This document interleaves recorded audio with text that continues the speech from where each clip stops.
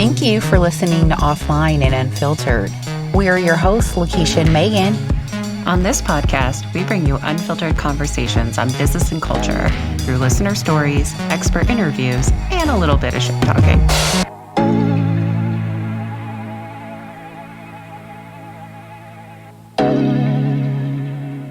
Hello, dear listeners. Welcome to today's episode of Offline and Unfiltered. Very excited to have our guest, Sonja Smith, with us today to talk about the oh-so-fun, very complex, often frustrating topic of compensation. How does it work? Is it ever fair? What does the data really look like? How does it really look like under the hood? So very excited to have Sonja join us to talk about this topic today. Sonja, would you like to introduce yourself to our listeners? I would, and thank you very much for having me. I'm Sonja Smith. I'm a 20-plus year HR and TA professional. I have lived in sunny Santa Barbara since 2013 when I moved from the UK.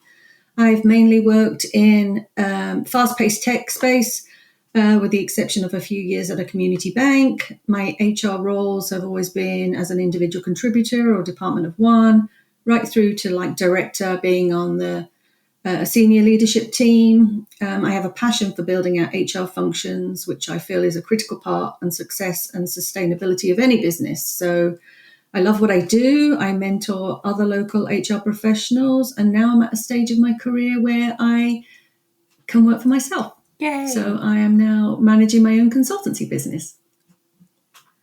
All right. Well, Sonja, we're so excited to have you here today to talk about compensation. I think it's a heavy topic, and it's something that disconnects employees from organizations all the time. There are questions that come up like, why am I being paid this? Why is my colleague being paid more? Or why am I being paid less when we have the same experience? So I'm curious from your lens, what is a compensation philosophy, and why is it crucial for organizations to have one? Good question. It's about being fair and paying people equally. I think I heard back a couple of months ago, you did a podcast on minimum wage and you get what you pay for. And it is true in any industry, but it's also treating everybody the same, giving everybody what they feel they're valued to earn, and knowing how people work hard, basing it on their performance. I mean, sadly, it's based on a lot of things about performance, but it's also based on about how the company is doing, financially as well as everything else. And, you have to remain competitive. So you've got to stand out from everybody else. Otherwise, you're going to just lose people to competitors. And, it's very subjective. Yeah. I think you bring up some great points about equity, about, having some consistency across the organization, but also tying that back to, paying people what they're worth, or you're going to lose them. So when companies think about compensation in their philosophy, like how often should they review that and make necessary changes to remain competitive in the market? Yeah, they don't do it enough as far as I'm concerned. They don't do it enough.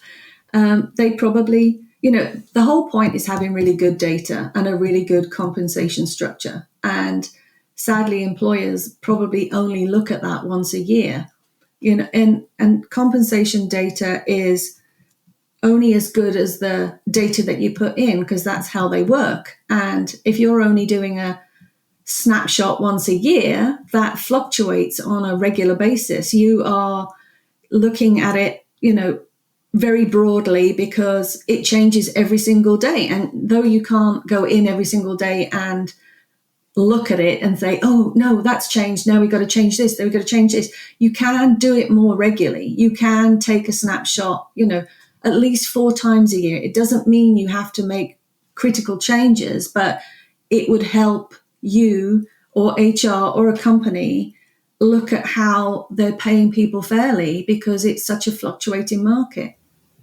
Yeah.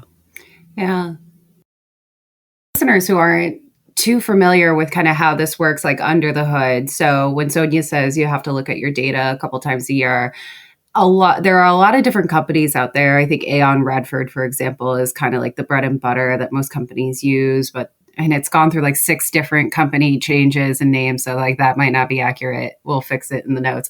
But there are a lot of these companies that collect compensation data from across different industries, and then you as the organization can pay for that data. So you could say, oh, the data says an office manager should make a range between X and Y. And it is very data driven. It's very math driven, because it might be like, this is 20th percentile of market versus 75th. And that's basically where any given pay range kind of falls in quote unquote market.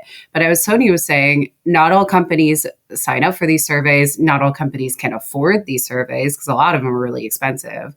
And a lot of people I know my experience was like, well, that's what the data says, but we can't afford that. So we're just going to pay less than that and just know that we're under market. So I guess, Sonja, from your perspective, I would love to learn a little bit more about, when you say that companies really only do this once a year, like what is that roadblock? Is it because it's expensive? Is it because they just don't want to do the admin work around it? From your experience, I'd love to hear your thoughts there. I think it's a little bit of everything, because it's an uncomfortable subject for a lot of people. Nobody wants to talk about compensation. It makes them really uncomfortable, especially if people are asking for more money, if people are like, hey, my friend at Google gets paid 25 grand more than I do. And unfortunately, it's not apples to oranges. It has to be apples to apples. As you said, the compensation data is only as good as the data that you put in. And when you're working in a competitive market, you are looking at all that data in one go, but you have to look at what you currently have. It's not just about pointing to the market value and going, okay, this is what we're going to use. Look at your current salary ranges, look at what the market is, and then combine the two. Like, where can we be? Where can we put ourselves in this range? Can we pay people more than the market to attract top talent? Or, we're only financially stable enough to pay people in this lower market. And that's where they bring in different indicators to measure that. They look at performance. They look at, how you have to look at how well the company is doing. You have to look at different areas of, like, do you pay bonuses on top of that? Is it just about base salary, or is it about the whole bigger picture? Mm-hmm. Yeah, I love you bringing that up, because I do believe there are 2 elements of compensation. So there's the total rewards, right? And when you think of that, depending on the posture of your organization, the total rewards package could be extremely rich, right? So that could include stock, equity, that could include, 100% benefits paid, that can include, a performance incentive bonus, that can include, premium pay depending on your industry, like healthcare, contingency, hazard. I mean, the elements go on and on. And so, when you talk about data, good data in and good data out, I always say garbage in, garbage out. That's always my joke. But one other thing I would love to talk a little bit about, because I think something recently happened that allowed us to have a new data set. So just to bring all of our listeners current, in California, there's a pay transparency law, which went into effect January 1st of 2023. And this law is a part of Senate Bill 1162. Which was signed into law September of 2022. And the key aspect of pay transparency law was that employers with 15 or more employees must include their pay scale for positions that they post. And so I'm curious, Sonja, how have you or how have any of your colleagues in compensation used this data in addition to big market surveys, being that this data is free? Right? Mm-hmm. So tell me a little bit about that. It is free data. It is. And on the flip side, it has probably caused a lot of companies a lot of issues, because now people can see that, for example, you're hiring a product manager, and she's coming in as the same as somebody else that's been there 3 years, same level, same experience, and you're bringing them in at like a higher salary. And it's going to cause disruption. But HR people have to work with finance, have to work with senior leadership to make sure that they are paying people fairly. And they're using that data to pay people fairly, because it's just going to, well, legal issues potentially, but also just to be fair to everybody else. Because if you're not paying people fairly, then that's going to react to your business. Your productivity is going to drop. People are going to leave. You're going to have to spend more money replacing that person. And employees talk as well. You cannot stop employees from talking about, hey, I just got a great big fat bonus. And, oh, you didn't? Oh, okay. What are people doing differently? Because they're basing it on performance. But it doesn't mean they shouldn't be earning the same and equal base salary. You can reward performance in other ways. If people are being paid fairly at a base level, yeah, it's such a hard, like I said, it's such a hard subject to talk about, because people are very uncomfortable talking about it. And you want your people to be happy and loyal working in a company that they enjoy working for. And nobody knows their personal situations. Nobody. Yep. Nobody knows. Yeah. You go to work, nobody knows what happened at home. You could have received a really high bill at home and you're worrying about how you're going to pay for things, because people live paycheck to paycheck. They can't help it, especially here in California. The cost of living is, especially in California. And the cost of living is really high, and companies aren't, I'm probably going way out of tangent here, but companies aren't paying merit increases based on cost of living. They don't do it. I don't know whether that's because they can't afford to, but I don't believe that. Like, if people are transparent and open about what's going on in a company, then people might have a great boss. People might love doing their job. They might have a great company and they're like, great, I'm going to stay because I love what I do.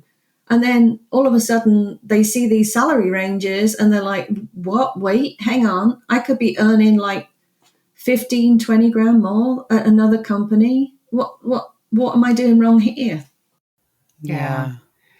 I think pay transparency is really critical. I think it's the future. I think eventually, we try not to get political here, but I think depending on kind of where the pendulum swings over the next couple of years, I do foresee pay transparency being required federally. Lakeisha brought up California, but it's actually, I think it's like 12 or 13 states have some kind of pay transparency law now, where look up your state, know your rights. But typically it's job postings have to have ranges. And in a lot of states, your boss has to tell you what the range for your job is. And so when these laws started coming out, a lot of companies started to scramble because they didn't really have, to what we were talking about earlier, any kind of true compensation structure. They didn't really have true bands for anything, and everything was very willy-nilly. So a lot of companies really had to at least try to get their shit together around what is this job worth? And I think that that's where some of the misconceptions come in too for employees. Is it's one thing to know what you feel like you are worth as a person, compensation, but you may not be able to get that where you currently are, because the way a company looks at it, they're not saying Megan is worth XYZ. They're saying Megan's job is worth this amount of money for this many years of experience. And that's where it gets really uncomfortable and really emotional, because compensation is a very emotional topic. We talk about it a lot of us tie our jobs to our identity, and that is also our compensation. We see our compensation as like what we are worth as people, which is not. And, my common job is like, you're not making enough money, go find another job. I know it's not always that easy, especially in this market, but you should be looking at what's out there, looking at what other jobs are like out there, and really deciding, like, do I love my job enough to stay if I feel like I'm underpaid, or do I want to take a risk and go somewhere else? But where I think employers fuck it up the most is what Sonja was alluding to, where you have someone who's been loyal to you for many years in a specific job. You're only giving that maybe one increase a year of like 3%, 5%, or whatever. And then you need to hire more. The market's changed and you bring in somebody else for more money. And this is often, it's been in the news a lot. It's called the loyalty penalty, where the longer you stay at a job, the less money you're going to make. And my frustration, and this is why I was so excited, Sonja, to have you here, because you have more experience, I think, than Lakeisha and I in this space, is like, why is it so hard for a company to say, I have a software engineer that's been here for 4 years. I just brought in another software engineer at 10K more. So I'm going to give software engineer 1 a 10K raise and bring them up to the same level because they're doing the same job with the same amount of experience. Like, companies don't do that. And I don't know why. It's like, it'll never make sense to me. Me either. So help us understand. Help us, or maybe you agree with us. I don't know. or help our listeners. Our listeners too. I don't think you're ever going to get a straight answer because I think it depends who you ask. I really do. You know, you could ask the HR department and get a completely different answer from the CEO or the CFO. We went back to, you said about loyalty, right? But there's also the perception that loyalty can be perceived as people being content and less likely to leave. And to me, that's probably where the biggest problem is, because not everybody's comfortable speaking up. And I don't think managers make it easy for people to speak up. They might have regular one-on-ones, but I can tell you now how many managers ask their employee. They might say, how are you doing? What can I do? What can I help you with? What do you need? Well, hopefully they're asking those questions, but they're never asking, like, do you feel valued? They might ask in a survey and get an anonymous answer that they can deal with, but they're not drilling down to the individuals to ask them how they are feeling. How are you doing today, Megan? How are you doing today, Lakeisha? Everything good?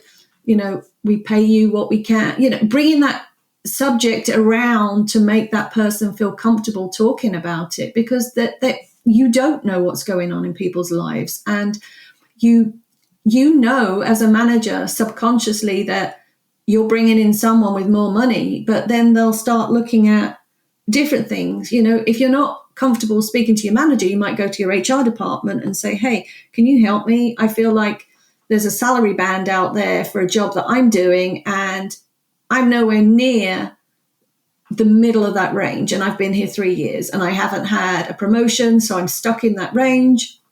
How can I get more money? How can I feel more valued? And hopefully HR are gonna, you know, advocate for you and look for the answers. And they can look at the data. They're the ones that provided the data in the first place. So they know what the range is, but they can't speak to what the employee's performance is about. And, you know, it may be a conversation that they go to the manager and the manager says, no, sorry, you know, they're not productive. There's a performance issue.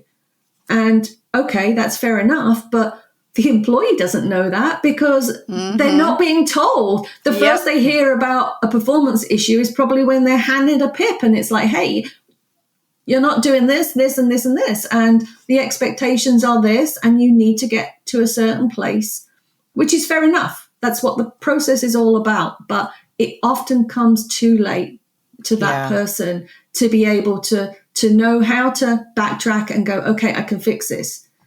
Yeah.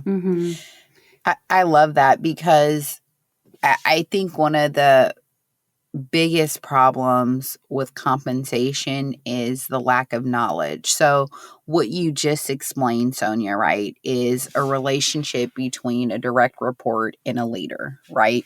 So this direct report, for whatever reason, maybe she was Googling and she's like, oh, you're posting that job for that much? Let's talk about this, right? So that direct report has a conversation with their leader, or the leader creates it.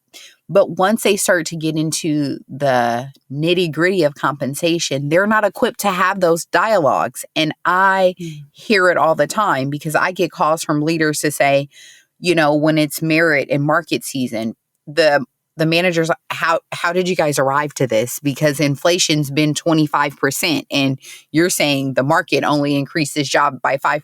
So their mind, they can't even have an intelligent conversation. So they fumble it, right? Because they don't get it. And so if there's not a real compensation philosophy for an organization, no one can have that conversation, because guess what? No one can say how they arrived at that number. And so I think that's the bigger piece of all of this is we start with data, whether it's good data in, good data out, or garbage in, garbage out. But if you don't have a consistent philosophy that is tried and true in your organization, those conversations will never work, because let's say one person speaks with comp and the manager and the employee and says, oh, this is how we arrived to that.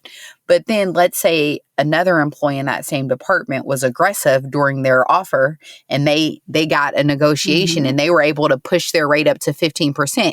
And then that employee goes and talks to that employee and that employee's like, oh, I only have 2 years of experience. They're like, well, your comp philosophy that you just told me the other day is not true. So it's levers and gears that get pushed through the process. And it's interesting just how you stated, the base has to be the base. And I think we really need to get to a place where that is true. And I've done some work in the physician comp space. And, in physician comp, what I've seen is we're not paying them based on years of experience. You're in this specialty. This is your base. You have the opportunity to pay to play through performance incentives like productivity and quality initiatives. So that's what's going to move you higher or keep you in the same, but the base is the base. And I just love that, because I'm like, there's no confusion. Talk to your colleague. Oh, we're the same specialty. We're making the same base. And so go ahead. Yeah, no. Well, and I think that this was the thing that really broke my brain when I went into bigger corporate spaces, is because one of my first HR stints was actually at a university, and they had kind of similar to the doctor model. My first day, my colleague pulled me aside and said, hey, thanks so much for negotiating your salary, because I got a raise because they brought me in higher than him. And then they raised his pay to be where I was, because that's how the department worked. And I thought it was really effective. I agree with you. I've had a lot of leaders ask me that. It's like, well, why don't we just pay this job the same, and then incentives or bonuses or more pay comes based on different levers you pull. And yeah, it is really complex, because I think back to the education piece, the other challenge is, and I want listeners to really know this, very rarely does HR decide what you make. And often very rarely does your boss decide what you make. Typically, it's some leader ahead of that person. Like the final decisions are always made probably by your department head, decides who makes what. And then it's really fucked up for your manager when you go to your manager and you say, why am I not making the middle of this range? Or why am I at the lower end of this band? And then your manager has to deliver difficult news that they may not agree with, or B, they don't know why. They don't know why you're at the bottom of the band. And so I think that's the other thing that companies really fuck up, is you don't have a consistent philosophy in how you think about how you pay people. And then you allow people that don't know these employees and their day-to-day, how hard they work, how they collaborate with others. And I have been in situations where I'm like, can we bring compensation education down? Can we bring it down to the frontline manager level? And they're like, it's a very they can't handle the truth. That's too complex for them. That's more than they need to worry about. But they're the ones that get stuck having these fucking conversations when they have to say to their employee, sorry, this is all we can pay you. But they don't know why. Sorry, that's a big soapbox of mine, is everybody's fucking winging it. Yeah, that's how I always feel. It's like everybody's fucking winging it. We don't want to admit we're winging it, and we don't empower people to have these conversations, especially in the middle management level. You're so right. You are 100% correct in what you're saying, because managers are empowered to carry out the performance review. Say it's based on the performance review, right? Once a year, we're looking at everybody's performance review. They've done a self-assessment, they've done a manager assessment, then they sit down and chat about what they're doing well, what they're not doing well, standard performance review. Then the manager has to make a recommendation. How well are they doing? Based on that recommendation, it gets presented in a spreadsheet, because not many people probably have a performance review platform. So this spreadsheet is gone to various managers, and then somebody has to put it together. And 9 times out of 10, there's a mistake on it, right? Always a mistake on it. Always. And then human error. Human error. And then somebody at the top is looking at that and going, okay, so they recommend this, right? Which should be the right thing to do, is look at like where the manager is making suggestions. But if they don't agree to it, they're going to make those adjustments. And you're right, then it gets passed back down to the manager to make that difficult conversation become real to the employee about, we can only give you this much. And it's about training them to have those conversations, which doesn't happen enough. And the other, I guess, element I want to add to this loyalty, penalty, and confusion is that spreadsheet that goes to, whether it's the executive or to your board for final approval. The messaging is that we're going to pay on how we're performing, right? Because that's where the money comes from. Like, we had a good year, so we're going to pay well. But the other part of it is you have C-suites who are getting bonuses that are triple, quadruple, or you're working at a public company and you can see how well the company has performed. So what message does that give to the individual contributors that helped the company hit that target? But then this message comes back down to them. Sorry, we can only do, 4%. Or sorry, we can't even give you a raise, but the CEO gets their bonus, and their bonus is half of their salary. So, that's the interesting thing of like, how do you make it equitable, as you mentioned earlier, across the organization? And truly, if you're going to say it's based on these drivers, where is that data at? Like, I think that should really be a part of the conversation. Hey, this year, our profit as an organization was 10%. And we're going to take that 10% and we've divided it amongst the entire organization. And this is where you fall. So that's the element that people are missing, right? Because they say, oh, well, it's based on how much money we have. Well, what is the money you have to give? Yeah, I totally agree with you, because it's usually in companies that I have worked for, they decide on a number. I don't know where they get that number from. Do they just pluck it out of a hat and go, okay, this year we've got 5% of salaries to give increases. So each department is allocated a certain amount of money based on 5% of what the current salaries are showing at. And then they can divide it up how they see fit. And, some people might get a 2% raise, but somebody might get a 10% raise. That's a whole different subject of favorites and non-favorites and high performers and non-high performers. Robbing Peter to pay Paul, Senior C-suite leadership, executives, boards don't trust their HR departments to provide the insights at what is going on in the company. They base it on just what the manager says, but they might look at the peer feedback and see who's doing well. But HR is such this is a soapbox thing. HR is such an undervalued and misunderstood role because people don't use it to their full advantage. They're not, they're the experts. That's what you hired them for. But some people are, they might be compensation experts, right? Some bigger companies might actually have a compensation expert in. Or not.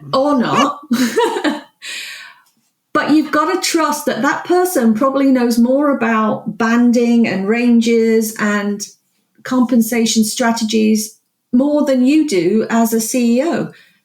the CEO only sees things really at a high level, and that's fair enough. But trust the people below to make those decisions. Like you said, Lakeisha, that they just get told this is what it is, and you've got to have that difficult conversation. There are budgets, there are market trends, there are industry differences, there are title differences, location differences. Having an effective strategy and being transparent with it, which is what they don't do, is really important to how they're going to move forward. They've got to be able to move forward for a better landscape for everybody to be feeling valued and enjoying their job. Otherwise, the money, like we said at the beginning, the money is just going to keep churning. Like, they're going to leave because they can get paid more money somewhere else. And then you have not only got to replace them and pay that higher salary, but also the cost of hiring them and taking into consideration all the other things that people don't consider as compensation. There's the benefit side. There's the time off side, which a lot of companies consider as a benefit, especially if it's PTO, because it's paid out. So people often forget to take that because they're like, well, that's more money in my pocket if I ever leave, so I'm going to accumulate as much as possible. And then they get burnt out because they're not taking the time off because they need the extra money. And then there's the non-monetary side of things, the wellness side of things that people can consider a benefit. Everything's different to everybody. Everybody has a different need. I like the philosophy you said, Lakeisha, about this is the base.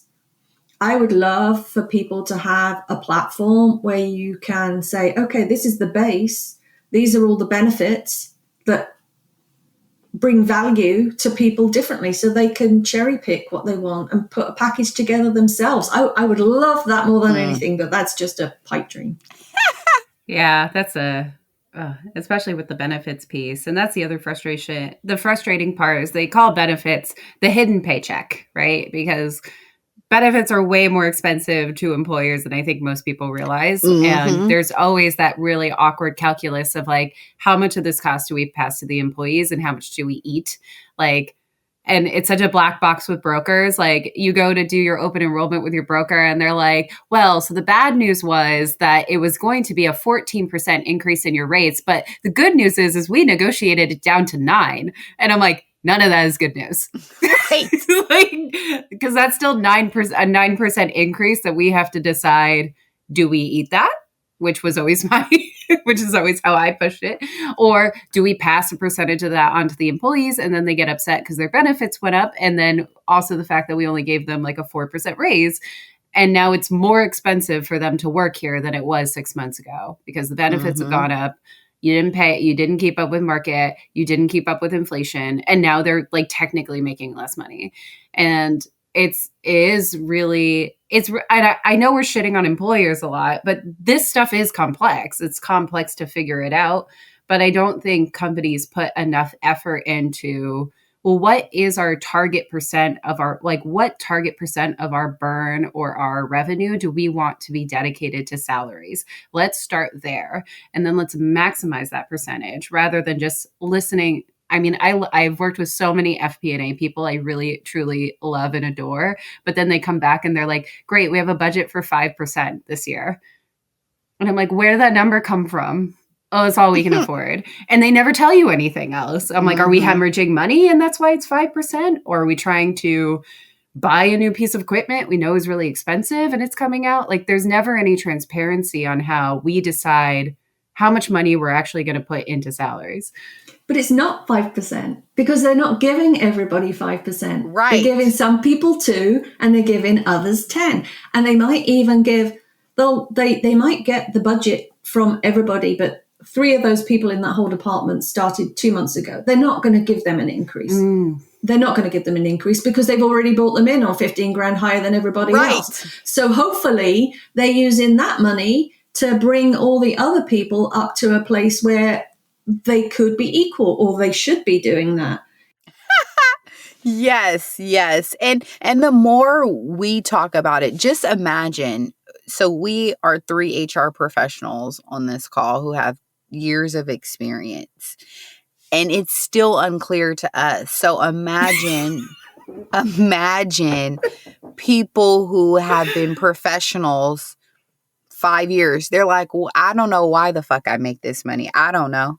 And then let's throw in pay transparency. And they're looking at these salary ranges that, again, as you mentioned, Megan, it is going to get better because a piece of the legislation for pay transparency, all California said is a pay scale is defined as a salary or hourly wage range that the employer reasonably expects to pay for the position.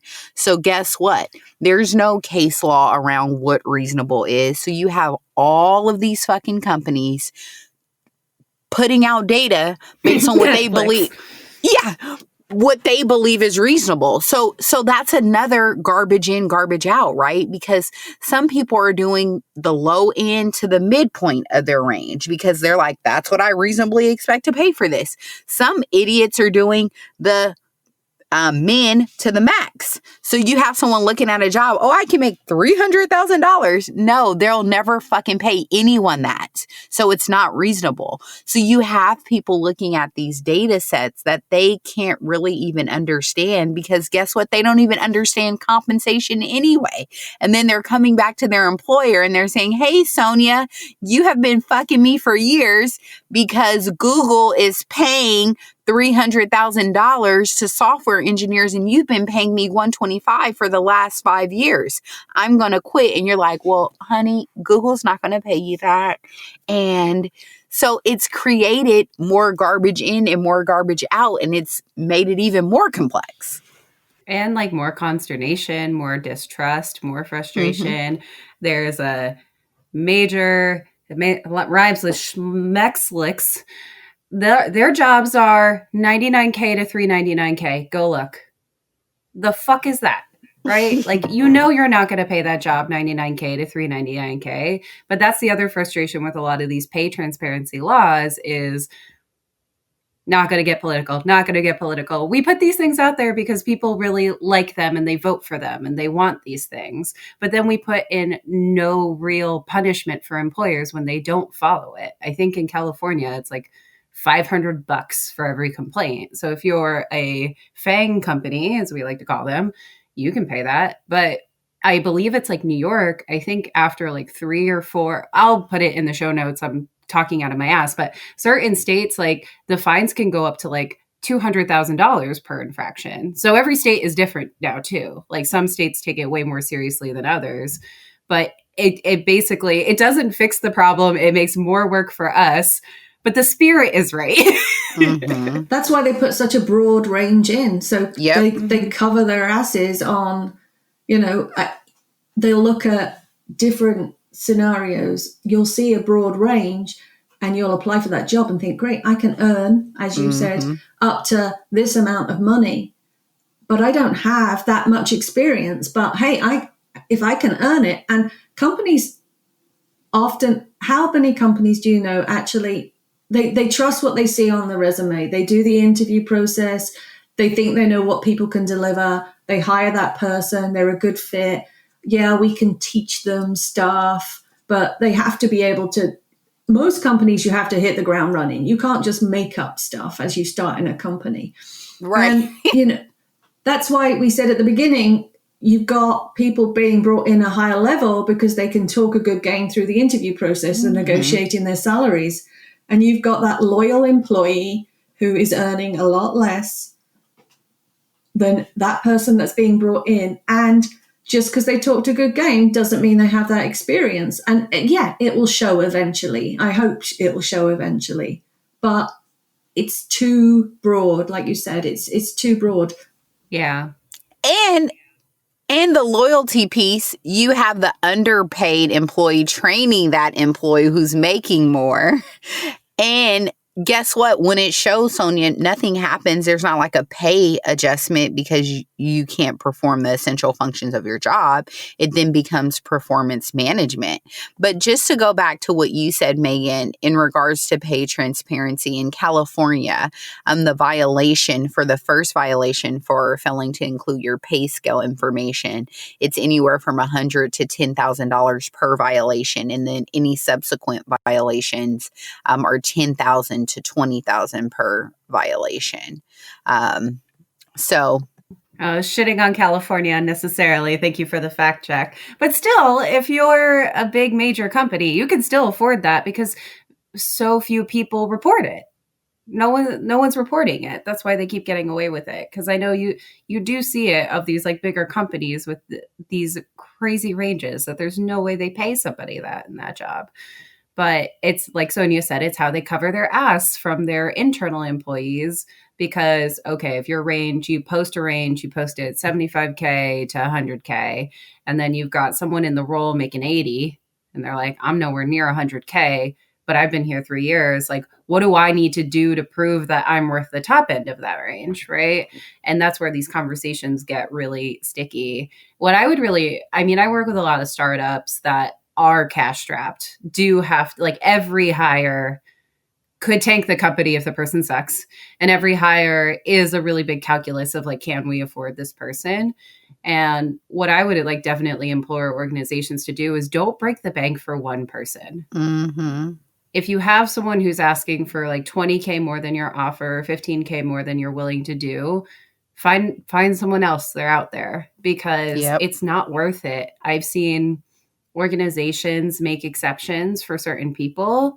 Oh, well, there'll always be outliers, right? But to Sonja's point, everybody talks.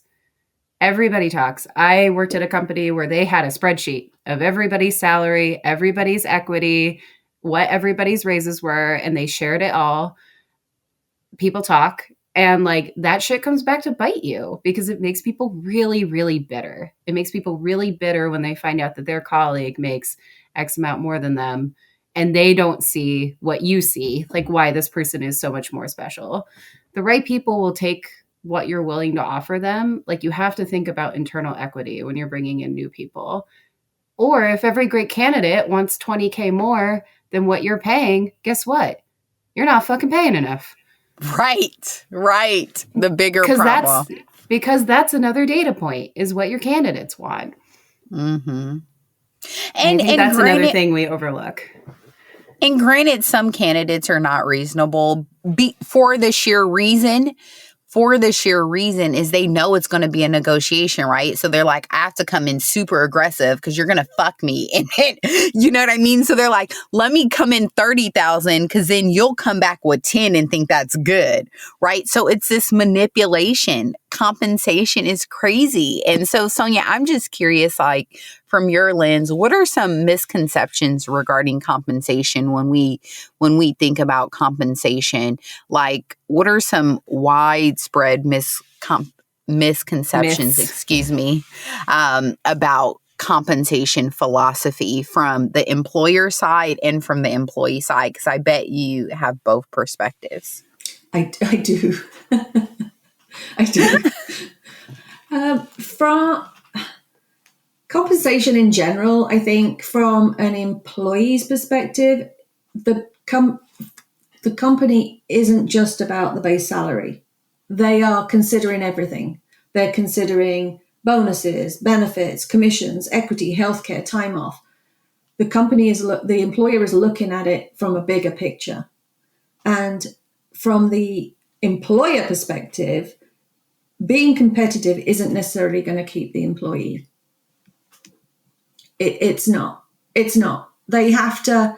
Everything comes together. It's not just about money all the time. There's bad bosses. What's the percentage of people that leave a company for a bad boss? Not just solely for the money. So there's a whole bigger picture to that, and toxic workplaces. And again, that's another very broad subject. But there's things like work-life balance and career growth and, like I said, culture, that they're all as equally as important, but they're not talked about as a full package. But that doesn't pay the bills. Loyalty from an employee perspective, doesn't necessarily guarantee or automatically get you a raise every single year. It really does depend on performance and the company financials and the market trends. And when you're looking at salary ranges, and say you do it 4 times a year, but garbage in, garbage out, Lakeisha, is what you said. The beginning of the year, these are the salary ranges. Something could happen during that year, and you look at the salary ranges at the end of the year and they've gone down. Well, you're not going to take money off people at the end of the day, but then they might say, okay, our budget for this year is only going to be 2% because the salary ranges have gone down. Well, you don't care as an employee. I don't care that they've gone down. I've bust my ass this year. My performance is up there. You couldn't work without me. So why are you not giving me the money? Because the salary range has gone down. And that's when companies aren't looking at that bigger picture of what you said earlier about if you had a base, but then you had that performance based on other criteria, it would be much better. And then employers consider location, experience, individual performance, and paying people what they feel they're worth and what they want to pay people are like 2 different things. You know, they should never assume somebody is happy because they don't complain. That going back to that regular one-on-one reviews, feedback, you know, oh, you ask the manager, you're the manager's manager, and you ask the manager, how are things going with your team? Yeah, my guys are good. They don't complain. You know, they don't need me to take up their time, so they don't do one-on-ones. They're not giving that outlet to employees to talk about these things. Not enough. Not enough. You know, we talked a lot about kind of the loyalty penalty, which has changed the landscape with the new generation, because the new generation isn't playing around with these employers. The old generation, you know, didn't understand the loyalty penalty. They stayed because it was the right thing to do. The new generation has now kind of pivoted into 2 different lanes. They leave, they get their normal increase from moving from employer to employer. Then we have the gig economy as well. And so I'm curious, like, how the gig economy has impacted compensation philosophy for organizations, because they know, like, for those entry-level positions, people can go do Uber Eats and make that same money and have the flexibility. So from your lens, have you seen any shift in those frontline positions from a compensation standpoint to keep that population integrated into the organization? I'm not even sure how to answer that.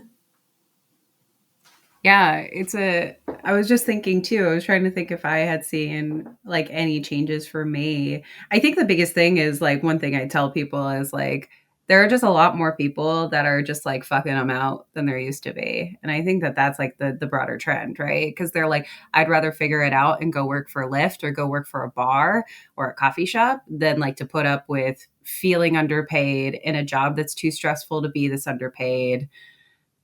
I think I know that like there are certain statistics around turnover, and there are like key points where, and like Sonja, I know you know this as well, is like you start to lean in with certain people you don't want to lose at different time frames. Like 6 months, folks drop off, a year, 2 years, 4 years, 5 years. If you keep them 5 years, you're probably good till at least 7, right? There's like employees have like seasons, but I know that I think I see a lot more dropping off before the first year is over.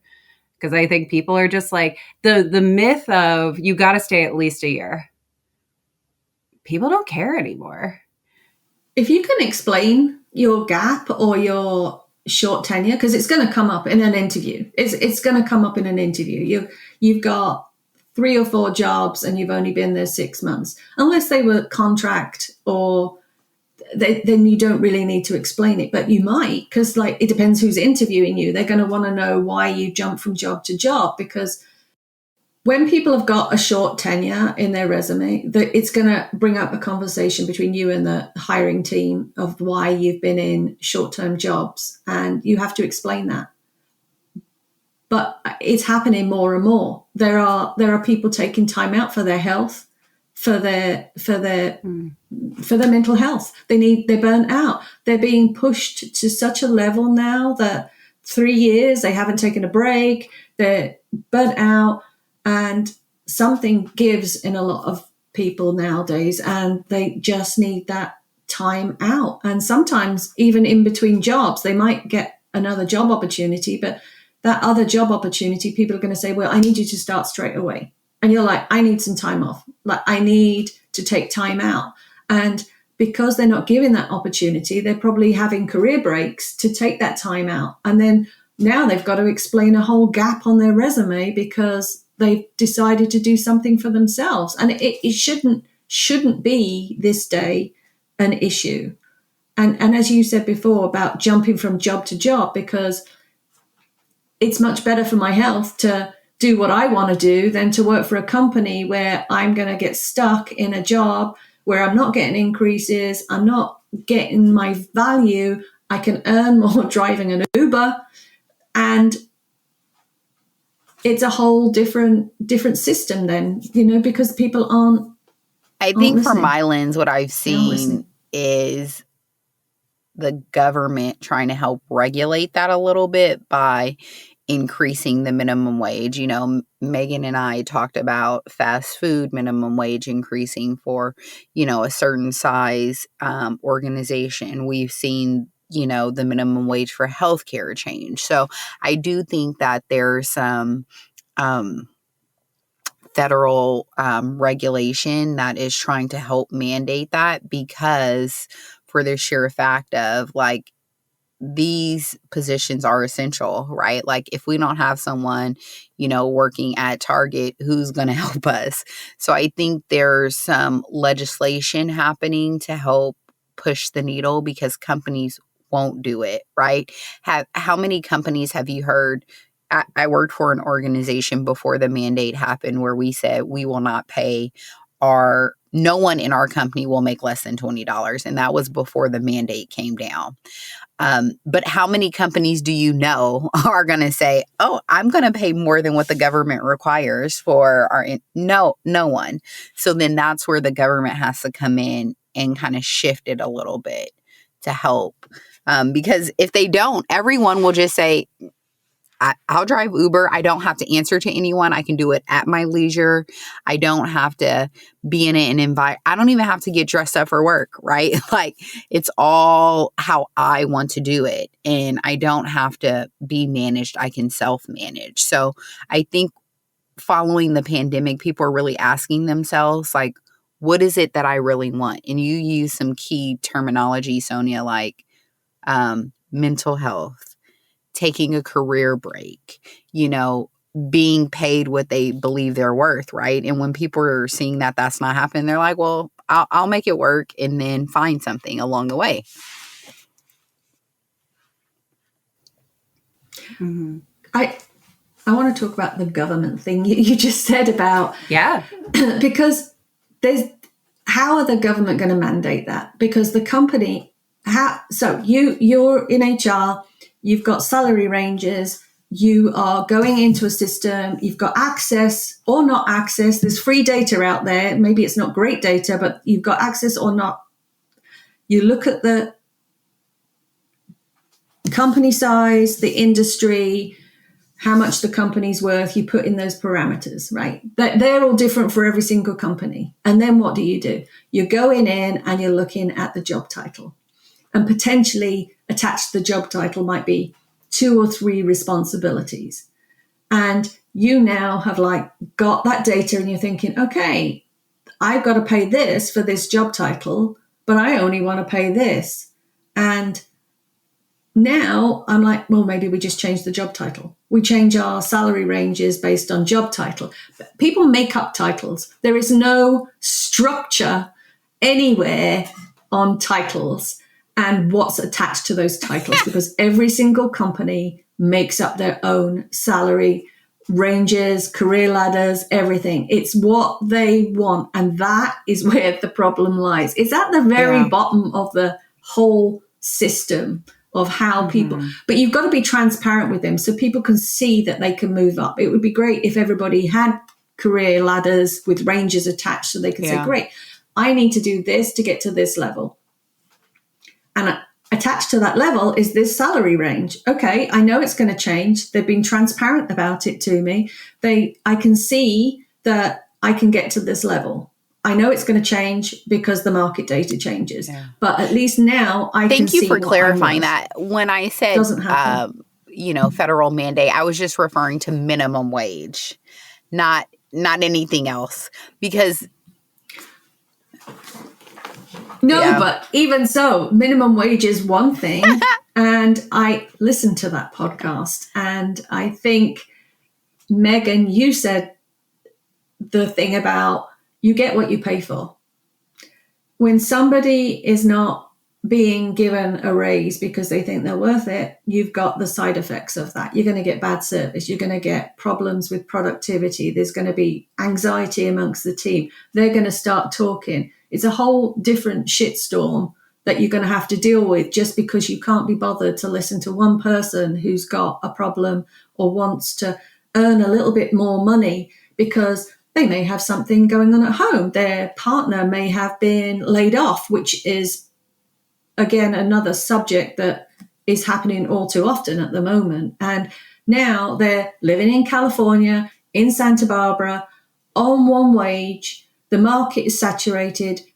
Their partner can't find another job. They're unemployed for 6 months. And now this employee, although you're not going to give them a raise because of that, you can't, but you can listen. You can listen to their pain points and say, okay, salary ranges are going to be reviewed on this type of basis. You need to be transparent about how you're dealing with that process.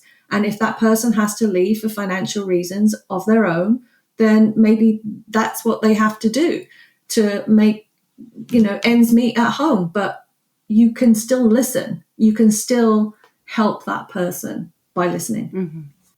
Yeah. I wanted to touch on one more area before we wrap up, because we've been going for a bit. It was such a good conversation, but this is a hard question, a spicy question, but should someone actually ask for a raise? As an HR professional, I don't want to sound scripted because I feel like HR people sound often scripted because they're trying to sort out the facts in their head and say the right thing. And it does sometimes, now I sound a little bit robotic because I'm thinking about what to say as an HR professional without giving wrong information. I feel like there's kind of four or five phases. First thing is you've got to get all the scenarios out your head about, what happens if I ask for it? Am I going to get fired? Is there, I don't want people to feel like, is it going to affect my job? Are they going to think badly of me? There's so many things that you could get so stressed out about, and you've just got to get that out. Get that out your head. Don't get fired up. Take a pause because you've got to have a sensible conversation. It's no good getting heated in that conversation. And, you don't want that person to think that, they're rocking the boat by doing it. Some problems stem from approachability. And is the employee comfortable doing that? But that's when the manager kicks in. We said earlier about the manager's got to give them the opportunity and give them that safe environment where they can have that conversation. You leaving outweighs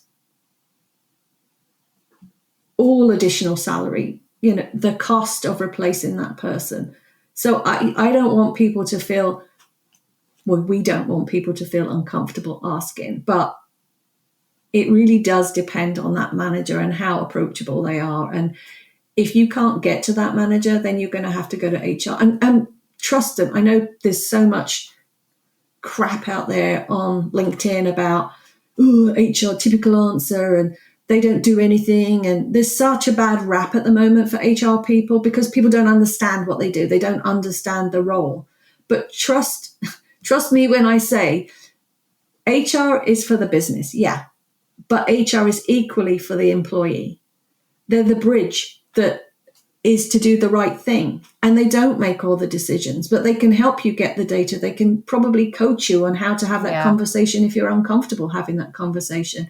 They want to help you. They want you to have as much as possible. And to be honest, they probably know more about you than their manager does, right? They probably know more about your personal situation than anybody else because they have their ear to the ground most of the time.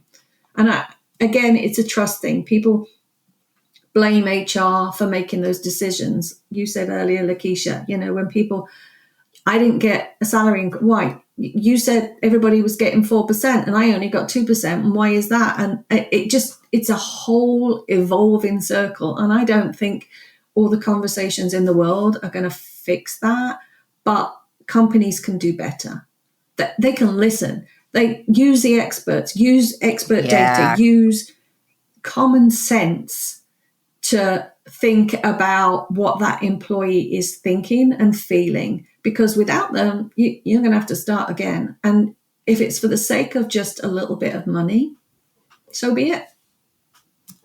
Yeah. I think it's also really important for employers to know the data in your market, know what cost of living is, know what a 1-bedroom apartment costs or a studio or a 2-bedroom house. If your mid-level senior people need a roommate to survive in your city, like that's something you should be aware of. And I agree with you, Sonja, that the reason I'm like, should someone really ask for a raise? I think you summed it up really nicely, is it all depends on how much you trust your manager and or your HR team. If you don't have that trust, if you don't feel like they're going to take that information and use your concern and use your request as like a data point of good, actually go look at the bands, go advocate for you, go figure out how can we, and whether it's personal or whether you just feel like you're underpaid or whatever the reason might be, if you really don't trust your manager or your HR team, then that's where I'm like, I'm going to be the not HR person for a minute. I wouldn't recommend it because I have seen scenarios where it hurts people. It hurts people. All they're coin operated, right? Or all they care about is money. And we're never going to make them happy. We're never going to get them to where they want to be from a compensation perspective. And that may not be true. Some people just, I think there's a lot of really bad advice out there, especially on TikTok. Please don't listen to TikTok for your like work advice. I beg you. And so a lot of people have this like, well, I'm just going to ask mentality, but you have to make sure that underlying trust is there. Otherwise, yeah, I think it can hurt you. I think if you don't trust your manager or your HR team to like advocate for you from a pay perspective, then you probably shouldn't be there anymore. That's me. That's what I. Back to like quit your job. And then quit. So just quit your job. No, go find another job. They'll appreciate you and pay you better. But I know, Lakeisha, you're always like the other side of my arguments when I'm like, the solution is probably to quit your job. So I'm curious your thoughts. In this place, I think we're really aligned. And I would ask the person to have some awareness, right? Like, let's say an organization just laid off 15% of the workforce. They don't have any money, right? Like, they just killed some of their workforce because they didn't have the money. So, yeah, not literally. Not literally. So, like, that wouldn't, even if you trusted your manager and your HR team, like, be cognizant of the current state of the operation, right? Like, I don't think that would be the opportune time to ask for more money. Also, like, be real with yourself based on how you perform. Like, if you know you're a low performer, like, even if you have trust with your manager and your HR team, you're actually going to break that relationship because you know you're a low performer and you're knocking down their door for more money. Like, let's be realistic here.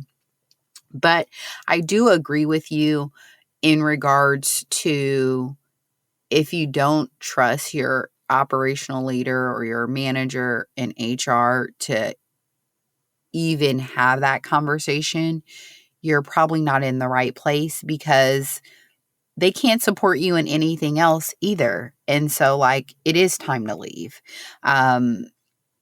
Yeah, like, and Megan knows I don't say that too much, but And also, right, like you have to be prepared, I think, as an employee to hear whatever information is going to come back. Because the reality is, yes, when you hear the no, it's Rejection. going to sting. And so I want our listeners to be prepared that when you hear the no, don't start performing differently. Like, maintain who you are and why you believe you're entitled to that as you sunset out of that organization. Because at the end of the day, we are our brand and you owe it to yourself to show up and do the right thing, even if that organization isn't. But as Sonja said, be prepared for the rejection and have an exit strategy, right? Like before you have that conversation, sit down and get really clear. Like, hey, I'm asking for 5%. Reason being is inflation was 20 this year. Market, I've looked at, Google, I looked at Netflix, I looked at, um, Or like comprehensive.io, free resource out there. We'll drop it in the show notes. It's a tool that scrapes job boards and you can filter it by company size. So you can look at data that is like for the company size you work for. For free. So we'll drop it in the show notes. Sorry, Lakeisha, continue. Because don't look at Google if you work for a mom and pop, because they're gonna just like laugh you out of the room. My intent here is to say, come in with your data, right? Like you should have a justification on why you believe you're worth what you're asking. And I think that will help the conversation go in a more positive way. And then again, the last step is be prepared for rejection. You have to tell yourself, am I willing to continue to do this work at the compensation I'm being paid? And if not, what is my plan when they say no? So then the rejection doesn't cripple you, because then what will happen is everyone will say, see, that's why she didn't deserve that more money, because look at her, she's not even working anymore, she has an attitude, all she cares about is her money. So you have to mentally prepare yourself to posture yourself in the same way you've been operating from the beginning. You forgot the fob off part.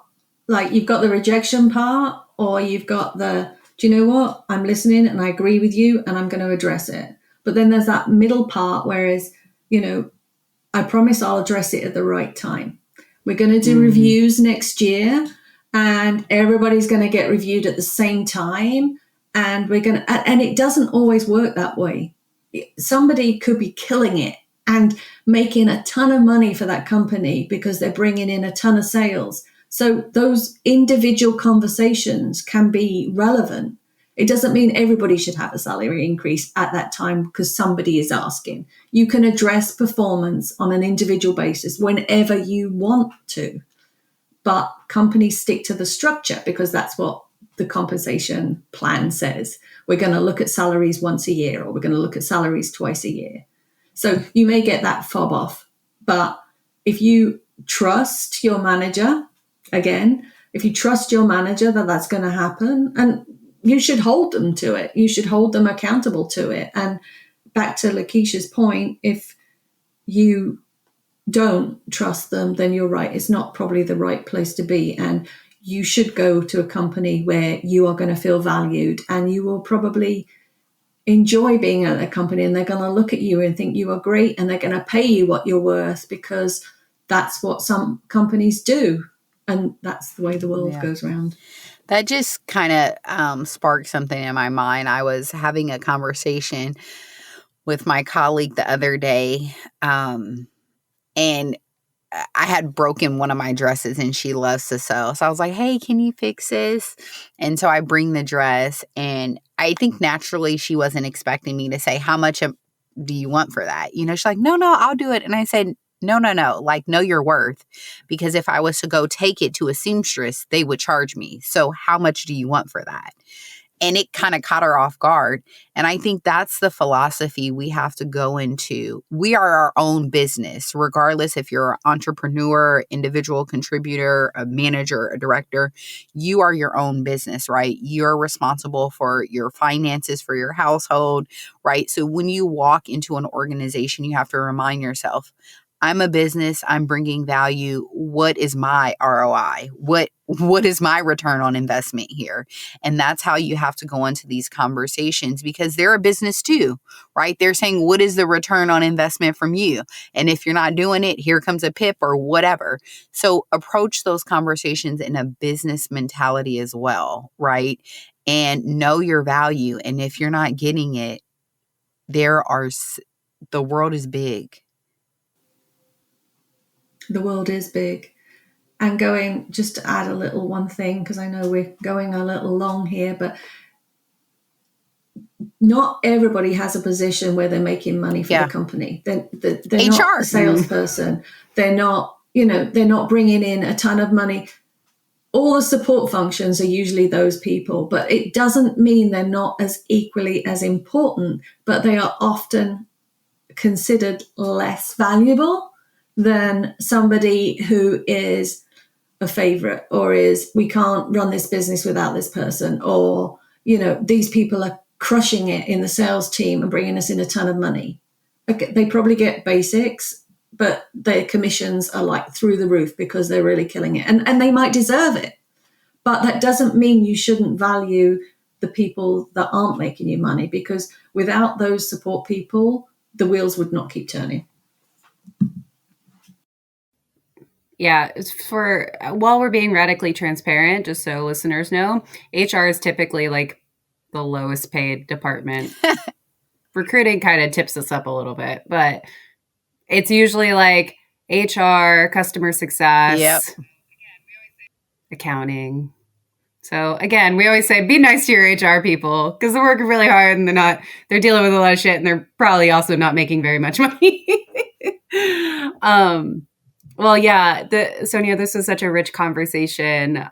We usually ask our guests to come back with 3 practical takeaways. I think you dropped a lot of really great nuggets throughout the conversation, but whether it's someone who wants to advocate for themselves or someone who just wants to understand compensation better so they can have these conversations with their boss, what would be like 3 practical takeaways you'd want our listeners to have? I think you just hit the nail on the head. The first thing I would say is to be your own cheerleader. If you think you're worth it, then speak up, right? Ask questions if you're not told how the company's doing financially, because that isn't always a resource available to you. You might have an all hands, town hall, whatever the company calls it. They might say, yeah, things are going great.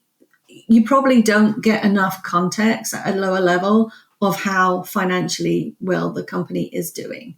And they'll still continue to do their 4% raises every year, even though they're killing it. But be your own cheerleader, right? Be your own cheerleader and value yourself. But do your research. Point 2, do your research.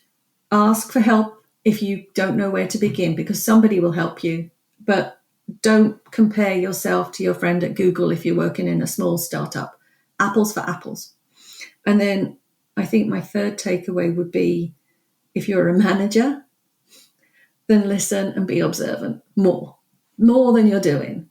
Check in with your people. How many HR people, I'm asking you to now, how many times do you ever get asked how you're doing, how you're feeling? Never, because you're in HR.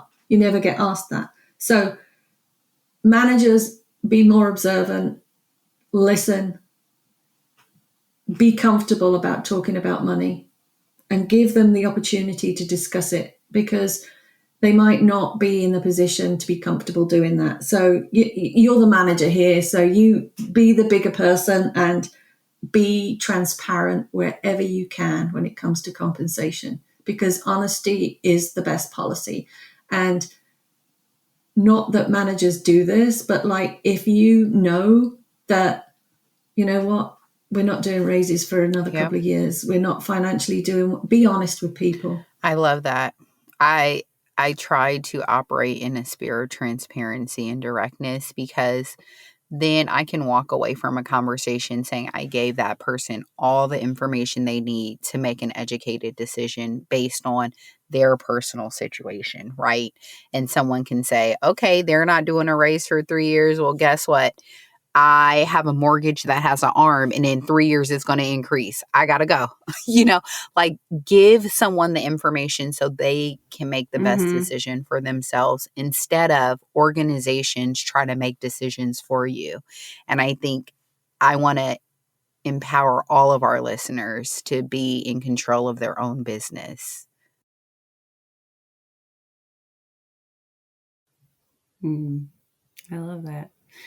Well, Sonja, as you mentioned in your tee up, you are out in the brave world on your own. So if there are any businesses that really like your approach, like what you're talking about, want to talk to you about compensation and setting up a compensation strategy, how can folks find you? You can follow me on LinkedIn. It's Sonja Smith, so Sonja Smith. I have a company webpage. It's Artera HR, also on LinkedIn or on Instagram and Twitter. Oh, no, X. Twitter, X, whatever that is. I'm also a pro advocator for HR professionals, as I think we all are. So I do have a Substack called Human Resources, which has got straight through, and it's Human Rock Stars, because I feel HR is a rock star every single day. So go HR professionals. And I also plan to publish my book, Megan, you'll be pleased to see. I'm nearly towards the end. It's for HR professionals and the shit no one tells you about HR. So hopefully it'll open eyes up to leaders and managers who don't really know what HR does. And it'll be a book for HR professionals that can prepare you for things that you don't expect along your journey in your career. I'm so excited. Can't wait to read it. Well, thank you, listeners. We went a little long today. This is a hefty topic. I think we probably could have kept going for another hour, but hopefully you took away some valuable nuggets. Please seek Sonja out. She is wonderful. Yes. Sonja, we so appreciate your time. Thank you for coming on the show today. Pleasure. Thank you for having me. I appreciate it. All right. Until next time, listeners. Bye. Thanks for listening to today's episode. The views expressed on this show are based on our personal opinions and should not be taken as legal advice. Contact an attorney for that. Our theme music and sound was produced by Equilibrium. Our artwork and logo was created by Jillian Blanco. We are an independently run podcast. If you like our show, please rate and review wherever you listen to podcasts. If you'd like to share your story or expertise, email us at stories@offlineandunfiltered.com. We can't wait to hear from you.